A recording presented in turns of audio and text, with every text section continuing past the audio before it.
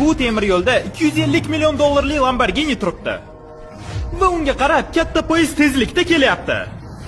Lekin undan oldin Lamborghinini Blake'ga beraman. Rahmat.